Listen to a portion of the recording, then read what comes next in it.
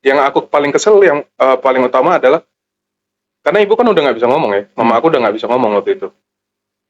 Yang aku kesel adalah kenapa harus dia meninggalkan aku ketika keadaan seperti itu, tidak ada pesan sama sekali gitu. Menurutku Ki, ini karena aku juga jurusan psikologi kan. Kenapa kita sebagai anak harus pada posisi di situ ketika melihat orang tua kita sakit, dan kenapa orang tua beda ya posisinya sama kita? Halo, halo semua teman, dengarkan cerita yang berkesan. Di Popi kita ngobrol santai, tawa dan makna. Ayo mulai. Pak Rafli punya banyak kisah, lucu, seru, juga penuh hikmah. Duduk santai atau sambil jalan, Popi temani dalam kehidupan. Kawan, kita tidak melihat hidup sebagaimana adanya, tapi kita melihat hidup sebagaimana hidup, terutama saat kelima. Hari ini saya kedatangan teman saya, orang yang tepat untuk membahas sesuatu hal yang berkaitan dengan hidup. Tinggal dia. Oke. Halo. Selamat pagi. Ya. Kan sebagai teman aku tahu kok menghadapi situasi yang sulit selama beberapa tahun ini. Itu tenang bilang. Sekarang posisi kok tentang hilang itu seperti apa? Kok merasakan apa? Apakah pernah terlintas di pikiran kau penyesalan atau bersyukur tentang hal itu? Oke. Buat konteks, buat yang nonton, yang dimaksud kehilangan di sini sebenarnya adalah kehilangan orang tua. Dalam waktu kurang lebih 6 tahun ke belakang, aku kehilangan ibu sama bapak. Yang pertama ibu di tahun 2019, yang kedua itu bapak di tahun 2020. Kalau ditanya sekarang gimana perasaannya, sebenarnya ya alhamdulillah udah set, udah terima terhadap keadaan, udah mengambil apa ya, jadi kepada hikmah dan pelajaran apa yang bisa didapat dari kehilangan tersebut. Tapi di awal-awal ketika kehilangan ibu, terutama yang paling parah ya kedua ya, kehilangan bapak, karena tidak jadinya jadi nggak punya orang tua sama sekali. Itu tahun 2023 itu awal-awal sangat berat, karena kamu udah nggak punya orang tua, terus nggak sebenarnya aku belum siap aja gitu. Walaupun sebenarnya aku udah ditinggalin ibu dulu gitu. Kalau menurut aku sebenarnya kebanyakan orang itu tidak siap ketika kehilangan orang tua. Kebanyakan orang itu merasa dirinya siap. Misalnya kita kasih konteks, dia punya orang tua yang sedang sakit berat. Kebanyakan anak-anaknya itu merasa kayak, oh aku udah ikhlas kalau bapak mau pergi atau ibu mau pergi. Tapi sebenarnya ketika hal itu benar-benar terjadi, mereka sebenarnya nggak sih. Mereka itu hanya denial atau apa ya, otak manusia ini kan pintar kan, mencoba untuk merasa kuat aja sebenarnya. Tapi ketika benar kejadian, aku bisa yakin hampir semua orang pasti nggak sih. Oke. Oh, ada di posisi itu atau kok merasa kemarin di yang ibu ya pertama kali? Ya. Dengan posisi yang tiba-tiba itu yang kau bilang tadi, kau sebenarnya udah siap. Ya, itu sebenarnya aku juga pelajari karena dari pengalaman aku. Mama aku kan awalnya stroke tahun 2013, lalu stroke kedua di tahun 2019, itu yang paling parah. 2013 itu baru tahun kedua. Ya. Jadi ketika aku di Jakarta, ketika stroke pertama itu aku nggak dikabarin sekitar seminggu. Kenapa? Sama keluarga. Alasannya tadi itu keluarga adalah biar aku lebih fokus ke kuliah aja. Jadi biar nggak pikirannya kemana-mana, biar nggak ganggu gitu kan. Jadi aku nggak dikabarin seminggu pertama, akhirnya tahu. Lalu ibu tahun 2019, mama aku sakit lagi, stroke yang kedua. Itu yang paling parah, sampai udah nggak bisa ngomong. Jadi cuma bisa baring aja di kasur. Itu paling lebih cepat dibandingin Ya, lebih cepat. Cuman tetap kayak sehari 2 hari lah belum dikabarin. Kalau yang pertama, karena nggak dikabarin seminggu, aku jadi kayak pas tahu ya nangis kan. Maksudnya karena kayak lebih kesel aja kayak kenapa nggak dikasih tahu gitu. Karena aku juga punya hak untuk tahu itu gitu. Kita juga nggak cepet-cepet ngabarin gitu. Ya. Terus mama aku itu yang stroke yang kedua itu sekitar sebulanan ada di rumah sakit, lalu diperbolehkan pulang ke rumah dan rawat di rumah. Nanti dokter datang, itu sekitar 3 bulanan sampai akhirnya dia meninggal. Jadi di fase selama 3 bulan di rumah itu ya kami merawat, dan ada terbesit waktu itu di benak aku kayak, aduh kasihan ya. Dia udah nggak bisa ngomong, ya kan, makan juga harus disupport lewat selang gitu dan segala macam. Kayak aku merasa kayak, aduh kasihan gitu, sakit gitu kayaknya. Sampai aku kayak, ya udah, ya Allah aku rela lah kalau memang sudah waktunya. Bukan karena apa gitu, lebih kayak kasihan aja gitu. Nggak tega lah kita ngelihat orang tua kita kayak gitu, yang di kepala kita dulu mereka sehat, mereka gagah dan segala macam kan. Ketika mereka terkapar nggak bisa ngomong, ya kita pasti kayak, ya udahlah kalau mau diambil nggak apa-apa. Tapi nyatanya ketika itu kejadian beneran, ya aku nggak siap ternyata.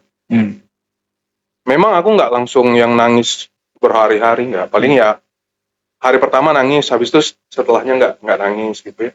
Cuman ada momen-momen ketika sudah berjalan berapa bulan dari ibu dimakamkan, baru muncul tuh ketika kesepian, memori-memori lama muncul, baru ada kayak, aduh ternyata aku belum siap, aku masih, kenapa begitu cepat, gitu-gitu. Yang aku paling kesel, yang paling utama adalah, karena ibu kan udah nggak bisa ngomong ya, mama aku udah nggak bisa ngomong waktu itu.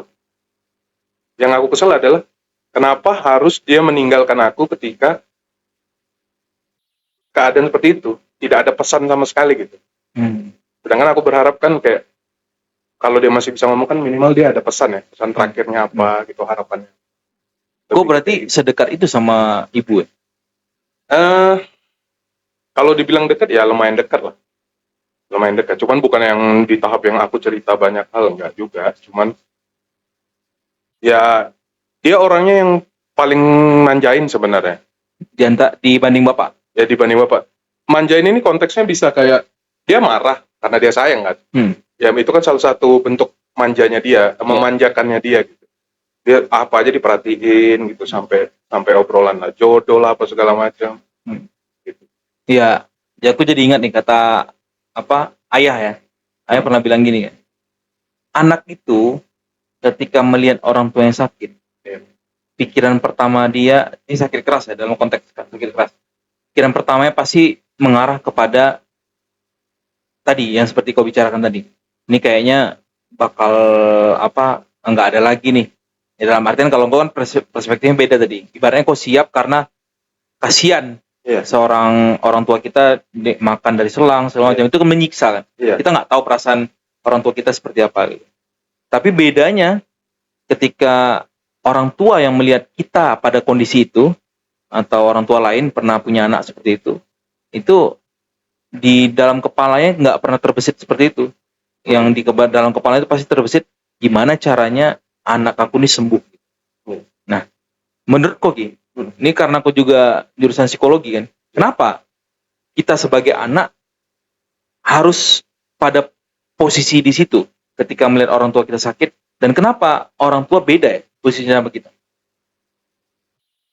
Kalau menurut aku sendiri ya, bedanya adalah karena ibarat dia menanam sesuatu, kita menanam pohon, dia berbuah atau dia sakit pohonnya, pasti kita akan berusaha semaksimal mungkin untuk mengobatinya kan.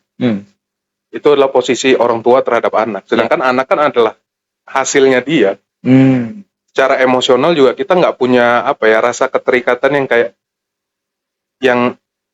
yang kayak ini orang tua aku harus jaga semaksimal mungkin. Nggak akan sama secara emosional, pasti juga nggak akan sama gitu dengan orang tua. Udah kalau menurut aku itu emang udah lumrahnya begitulah, emang secara natural seperti itu. Makanya ada istilah kasih ibu sepanjang masa kan. Sedangkan kasih anak sepanjang gala, ya itu. Nggak akan pernah sama tuh kasih sayang anak terhadap orang tua dengan orang tua terhadap anak. Oke.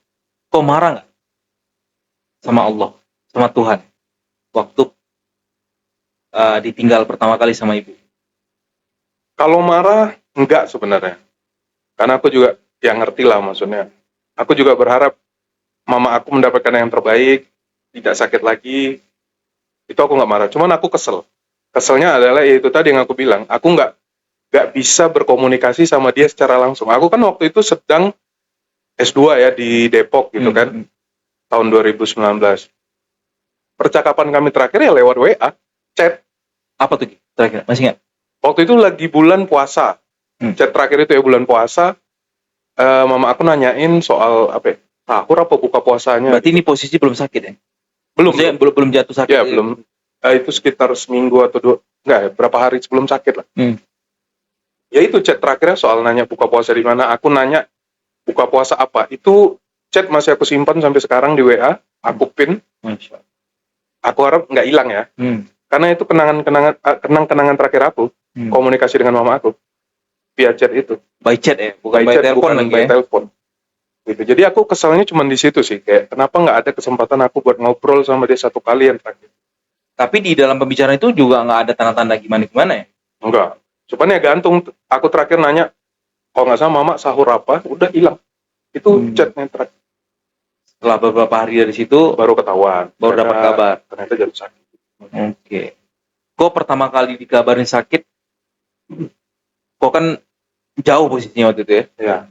Itu pengen cepet-cepet balik atau gimana nih? Kan bingung juga, kita harus melanjutkan. Ini kan amanah juga dari beliau kan? Harus dilanjutkan itu kan, maksudnya harus sampai tuntas gitu. Gimana waktu itu? Yang pasti aku pengennya cepat pulang ya. Karena yang pertama aku jaraknya seminggu jauh gitu kan. Yang pertama itu mama aku udah sempat masuk rumah sakit di Pinang, sempat ke Batam, bahkan sampai ke Malaysia aku nggak tahu tuh. Sedangkan yang kedua ini aku nggak mau momen yang kayak gitu terjadi lagi. Dan ini kan stroke kedua. Aku udah tahu sebenarnya stroke kedua ini biasanya lebih parah. Kebanyakan yang terjadi seperti itu. Makanya sampai ada kayak kalau udah sekali stroke jangan sampai 2 kali. Karena biasanya yang kedua itu yang paling parah. Nah, akhirnya aku bilang sama keluarga pengen pulang. Walaupun saat itu sedang tesis ya. Tapi sebenarnya konteks saat itu juga aku lagi bermasalah lah sama tesis. Karena merasa burn out. Pengennya tuh nggak lanjutin S2 lagi. Cuman orang tua, mama aku terutama yang bilang kayak, lanjutin lah S2-nya. Sayang, nanggung gitu. Udah terakhir-terakhir. Nggak tahu ini mungkin takdirnya dia sakit dan aku harus pulang. Oke. Yang sama bapak apa bisa dibilang lebih siap ditinggal dibanding sama bapak tadi? Sama bapak ya? Sebenarnya iya. Karena sudah punya pengalaman sebelumnya. Dan kok lebih merasa puas merawatnya atau gimana sih?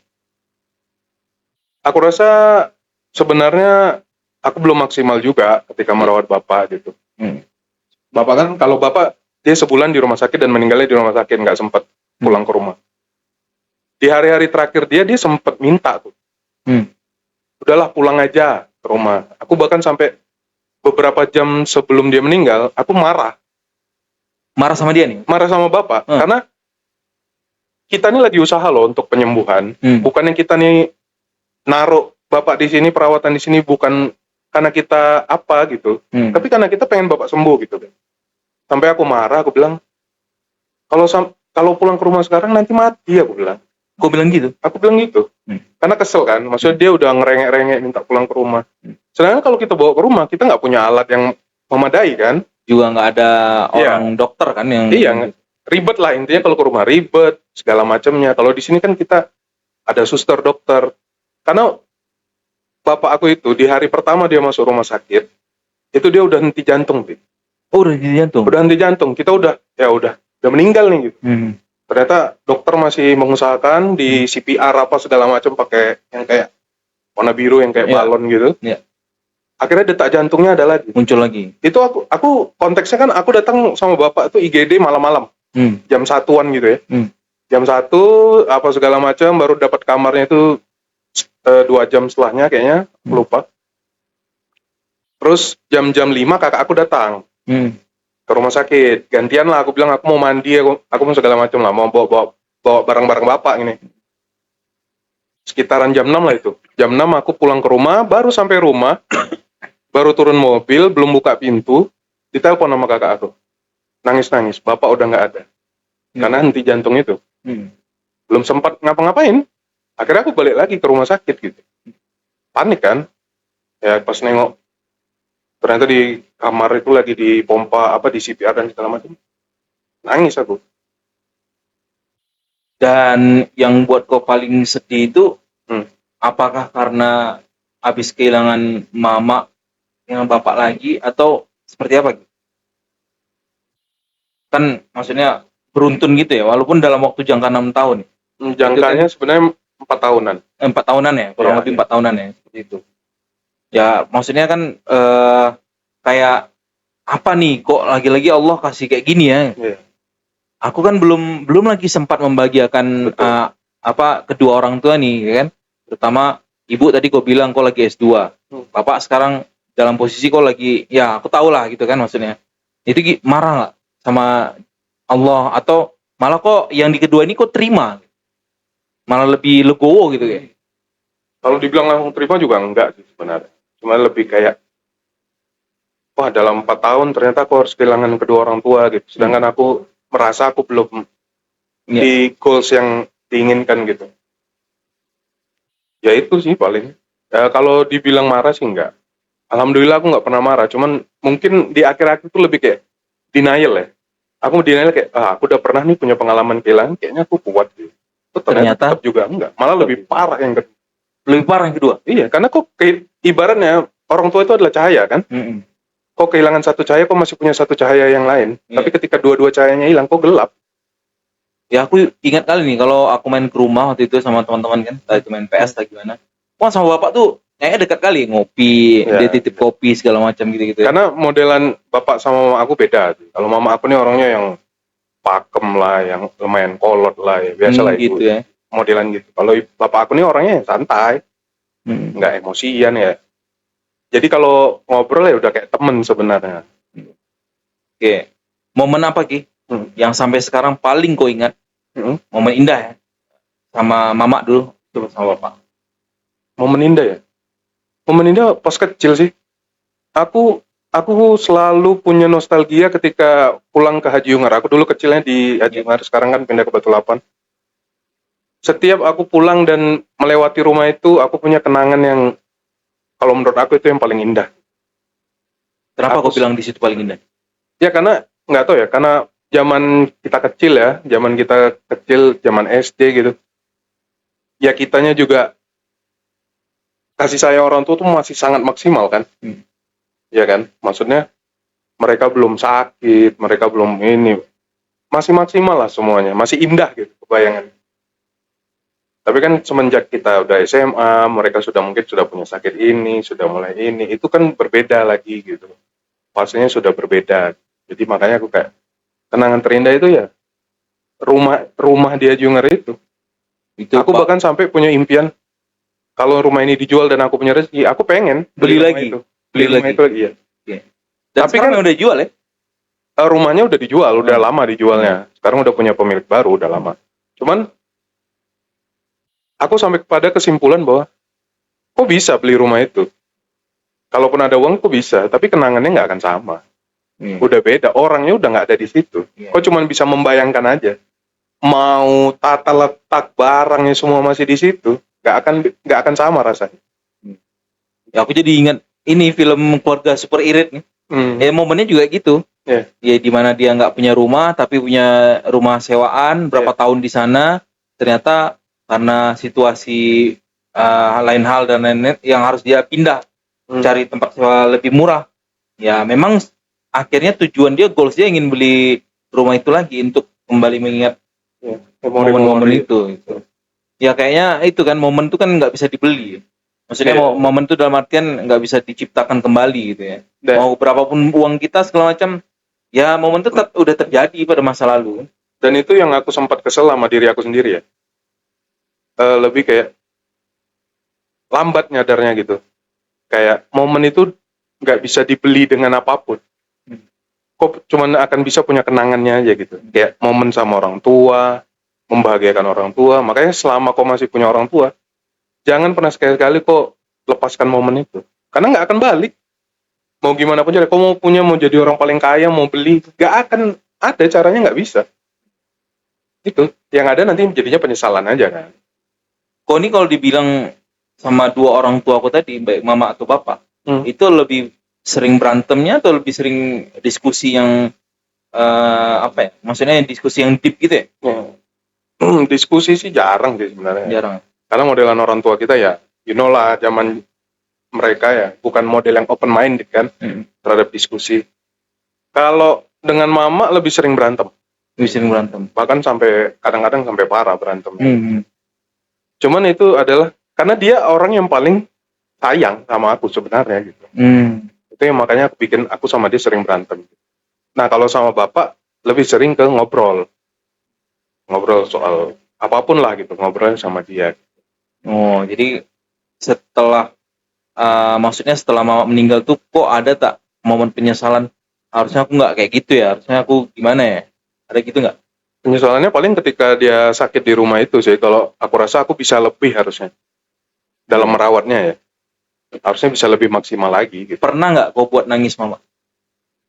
Buat nangis secara Ya langsung kan berantem tuh, berantem. Aku nih, kalau aku kan juga pernah lah. Kita kan kayaknya nggak tahu ya kalau orang-orang yang baik seperti Satria, itu kita nggak tahu lah apakah pernah buat nangis mamanya atau nggak. Kalau aku pribadi kan ibaratnya pernah lah di masa ketika kita nakal segala macam gitu, ternyata mama nangis. Ya itu kan sama aja kan, maksudnya walaupun nggak secara langsung gitu membuat mama nangis gitu ya. Pernah nggak gitu? Kalau secara langsung sih kayaknya nggak pernah ya. Walaupun berantem besar pun nggak pernah. Tapi kalau di belakang dia nangis, aku nggak tahu. Kalau di belakang. Soalnya aku kalau setiap kali melihat ibu nangis, terutama karena kenakalan kita ya, misalnya kenakalan aku, itu jadi salah satu motivasi pendorong. Aku harus berubah lah gitu. Walaupun ya kita nggak tahu nih berubahnya apakah seminggu, 2 minggu, satu balik lagi, kita nggak tahu ya. Kayak gitu. Ya jadi kalau menurut aku ya ibu tuh sangat erat kali hubungannya. Karena ada teori bilang gini, kau percaya tak teori bilang anak laki-laki tuh pasti lebih dekat dibanding ke orang tua ceweknya dibanding orang tua cowoknya gitu. Percaya nggak percaya ya, soalnya kejadian di aku juga ya, memang yang paling attach ya sama ibu, sama mama. Karena bunyi teori gini, seorang anak laki-laki itu cemburu ketika melihat bapak sama mamanya itu bercengkrama gitu. Sama kebalikannya gitu juga gitu. Kalau ditafsirkan tuh maksudnya dekat banget gitu kan, kalau anak laki-laki dengan mamanya gitu. Apa impian dari orang tua kau yang pernah dititipkan sama kau yang kau belum capai? Impian ya? Kalau dari mama aku yang pasti nikah sih pasti. Karena ketika aku habis lulus S1, sebelum dia sambil S2 ya, itu dia udah mulai sibuk lah kayak ini dengan anak sini. Itu kakak udah nikah posisinya? Udah jauh. Udah. Mulai sibuk jodoh-jodohin lah. Ini dengan anak sini aja, itu yang sampai hari ini aku belum bisa wujudin ya. Kalau dari bapak sih dia orangnya emang Wallace. Jadi orangnya nggak pernah dia ngasih pressure ke anaknya gitu. Standar nggak ada. Jadi paling kalau dari mama itu, paling itu sih lebih banyaknya ke situ. Gitu. Berarti waktu mau meninggal tuh sedihnya memang karena ini ya, karena memang nggak ada di tempat ya. Karena memang nggak ngelihat langsung, nggak apa ya maksudnya nggak. Kalau bapak kan kok kayaknya udah ngerawat gitu ya. Udah ngerawat. Yang pas mama juga ngerawat. Sempat kan, tapi maksudnya tak sempat ngobrol langsung gitu ya. Ya ngobrolnya karena itu. Keterbatasan mama tadi kan. Iya. Ini kalau kau ditarik ke masa lalu, kira-kira kau mau lakuin apa biar sesuatu hal yang kau sesalkan tadi itu hilang lah. Aku orangnya lumayan realistis kayak. Kalau emang udah takdirnya dari Tuhan, dari Allah gitu ya, mau gimana gitu. Dan apapun yang terjadi di hidup aku, mungkin itu adalah hal yang terbaik gitu. Aku nggak pernah pengen buat ngerubah. Tapi kalau bisa, kalaupun mama aku harus sakit, minimal aku bisa ngobrol aja sebelum dia meninggal. Itu aja sih. Sakitnya ya realistis lah, nggak mungkin lah. Emang apa sih yang kau pengen obrolin? Saking pengen banget kayaknya kau ngobrol. Apapun sih kalau menurut aku, apapun minimal yang nggak penting sekalipun obrolannya aku mau gitu. Karena Oh, itu hal termasuk yang apa? cinta-cinta juga dulu obrolin sama lo. yang- Nggak banyak, cuman nggak banyak. ada lah. Ada. Jadi kalau di rumah itu walaupun nggak dekat antara bapak sama mama nih, tapi yang sering jadi saksi pendengar cerita kok itu rata-rata mama ya tentang hidup ya.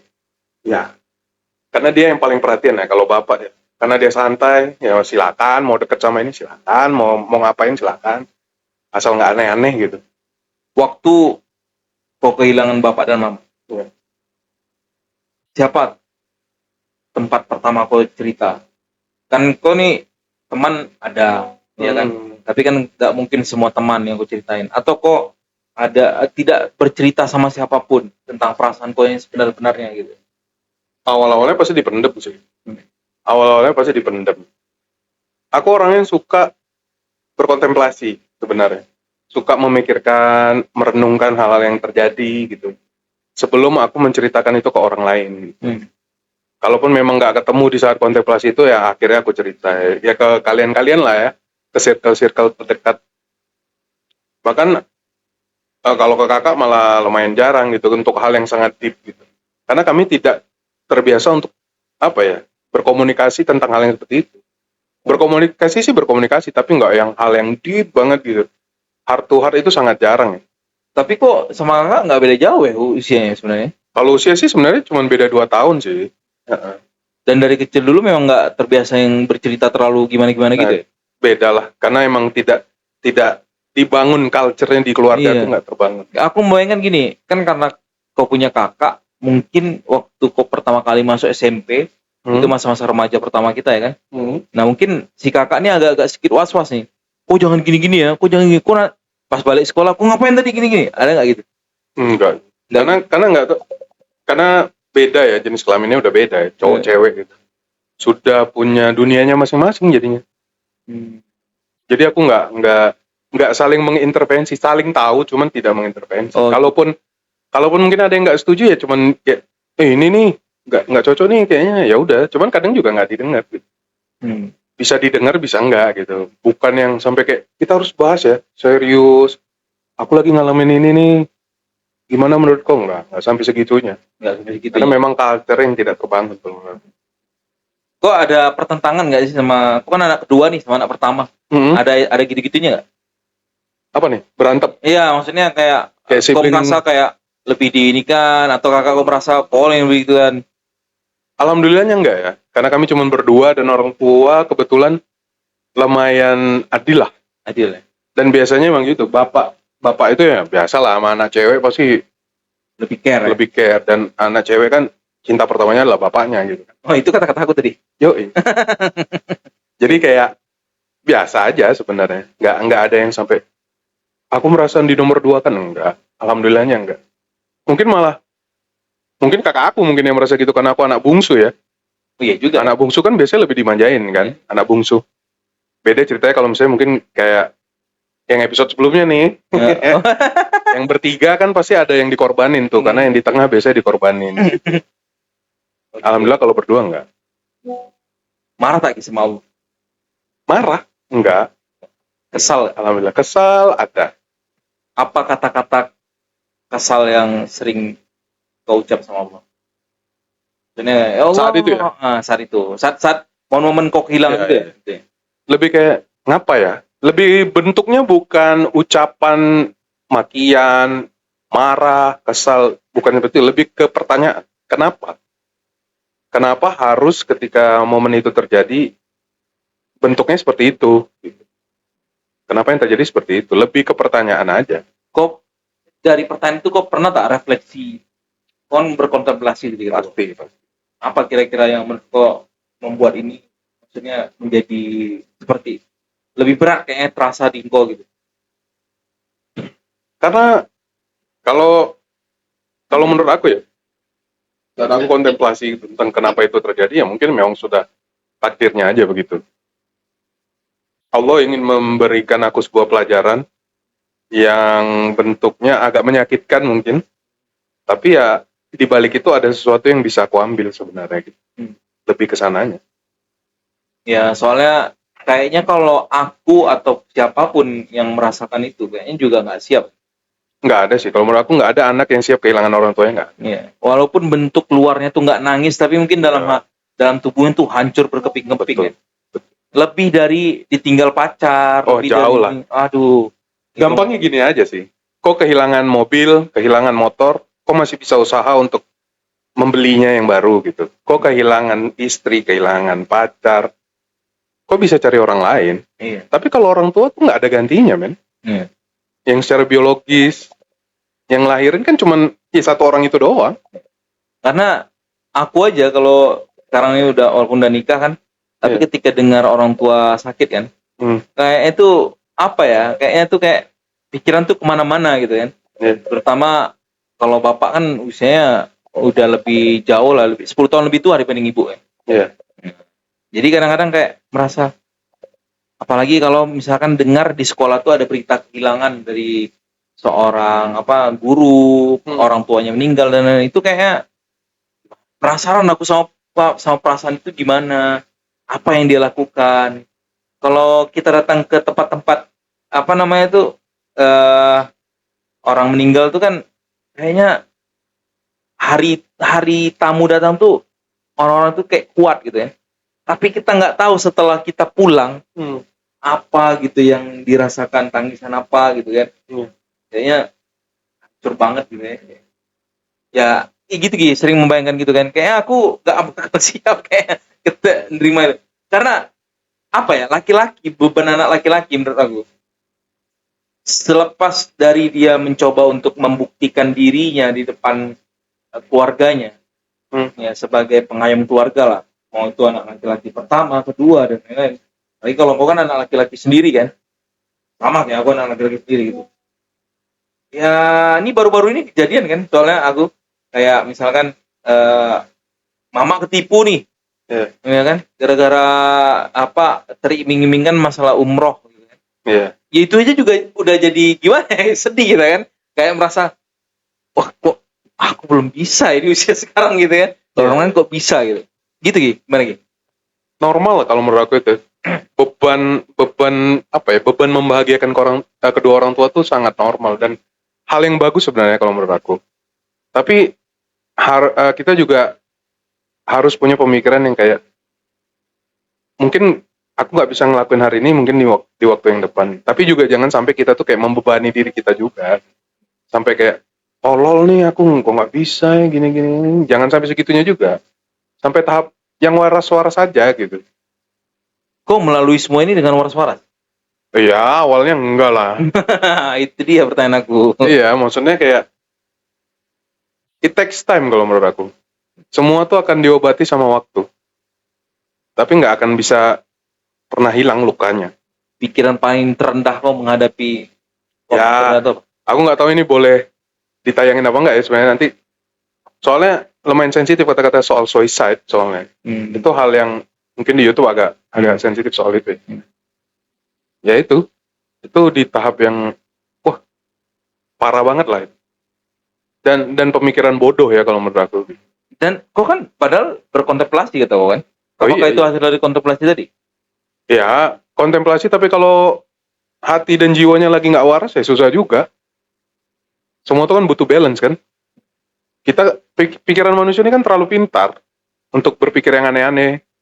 Belum lagi ditambah ya, kalau soal yang goib-goibnya ya dirasuki oleh pemikiran setan dan segala macam kan. Apa waktu itu yang membuat kau bisa berpikir ke arah situ? Ya karena aku merasa ya aku udah nggak punya tujuan lagi. Apalagi yang harus aku bahagiain. Kakak aku udah punya kehidupan sendiri ya. Gitu. Lebih ke sana. Jadi menurut kau diri kau ini udah nggak seimbang lagi, nggak ada yang kau bisa. Iya. My happiness is not important anymore. Gitu. Wow. Ya aku juga kan pernah dengar cerita kau itu kan. Jadi itu kan di posisi aku ketika mendengar cerita kau tuh sedih lah waktu itu. Dan saat itu kan aku memendamnya sendiri ya. Iya. Itu yang kalau menurut aku adalah hal yang salah sih. Kok Harusnya. ya aku harusnya cerita. Dan akhirnya kan aku menceritakan itu ke kalian. Aku juga mendengarkan keluh kesah kalian. Tapi waktu itu masih pikiran kan, belum melangkah, Iya. belum melangkah kan. Aku orangnya nggak setolol itu. Alhamdulillah ya. Kalau aku lebih tolol dikit aja mungkin aku udah ngelakuin langsung gitu. Udah praktikal aja. Udah nggak cuma pemikiran doang gitu. Alhamdulillahnya enggak. Minimal kau belum pegang tuh barang. Enggak. Jadi kalau menurut aku ketika aku merasakan kehilangan di fase-fase grieving gitu ya, kau butuh circle yang menolong kau untuk bercerita. Mereka mau denger, mau respon apapun, cerita aja. Dan usahakan dengar cerita orang lain. Karena dari situ kau bisa belajar bahwa setiap orang tuh punya masalah. Dengan kadar yang berbeda-beda tentunya. Kayak waktu itu kita cerita, yang ini pernah dibully, yang ini sedang dulu mengalami ini. Bahkan sampai akhirnya ketemu dari salah satu teman kita yang saat itu sedang sakit. Di pikiran aku bahwa dia sudah punya kerjaan bagus, sudah punya istri dan anak, tapi ternyata dia punya masalah lain loh. Dia diberikan sakit oleh Allah, dan itu jadi hal yang merefleksi ke diri aku. Alhamdulillah ya. Kok bisa dia sekuat itu ya? Iya, maksud aku lebih kayak alhamdulillah aku dikasih ujiannya ini karena aku mungkin kuatnya ini. Aku ambil sebagai pelajaran gitu. Karena itu juga cerminan Allah tuh maha adil ya di situ. Maha adilnya di situ. Jangan dikira orang aku kehilangan orang tua. Aku udah nggak punya tempat sandaran. Dia mah masalahnya cuman dikit itu mah, cuman ini bisa diobati lah atau bisa diiniin. Beda-beda coy. Orang punya kapasitas masing-masing gitu. Itu yang harus dipelajari ya Pak. Ini kalau aku ingat pembicaraan aku sama Nana nih. Nana sering bilang gini. Bang, yang panggilnya kan sayang. Sorry ya. Sama. Kenapa? Oke. Yang punya ya, tolong ya. Kuyang. Dia panggilnya kuyang. yang di antara teman-teman konsorsium yang nongkrong sama yang itu memang yang kayaknya yang paling peduli ya, yang paling ambil sikap peduli itu seringkali itu yang bertanya Bang Oki gitu. Bilang gitu. Ini jujur ya, ini jujur Nana, ini boleh ditanya. Yang keluar yang. Jadi Yanti keluar nanti. Oke. Jadi maksudnya aku pun sering juga kan cerita sama engkau. Maksudnya di antara tongkrongan itu kan kalau kita nongkrong kan ada pembicaraan tentang yang satu bisnis, yang satu ini segala macam. Satu mancing. Iya, maksudnya tuh ketika cerita sama engkau tuh walaupun kita waktu itu posisinya gimana? Kalau meja panjang tuh kan entah ini aku di samping engkau gitu kan, atau engkau di depan aku atau gimana. Pasti ternyata si Nana ini sering ngeliatin gitu Ki. Ngeliatin kayaknya di antara teman-teman konsorsium tuh yang paling sering dengerin cerita kamu tuh ini ya si siapa? Bang Oki ya katanya. Iya sih memang iya, sama Oki memang sering cerita juga. Kadang-kadang kan kita kalau misalkan belum ada yang rame-rame kita cerita juga kan, yang panjang-panjang atau cerita tentang Islam dan lain gitu. Jadi Nana tuh merasa di antara konsorsium itu yang paling care tuh engkau gitu karakternya. Dan aku juga melihat itu bukan ke aku aja, karena itu engkau lakukan ke Febra, ke Ripan, ke siapa namanya Dodik.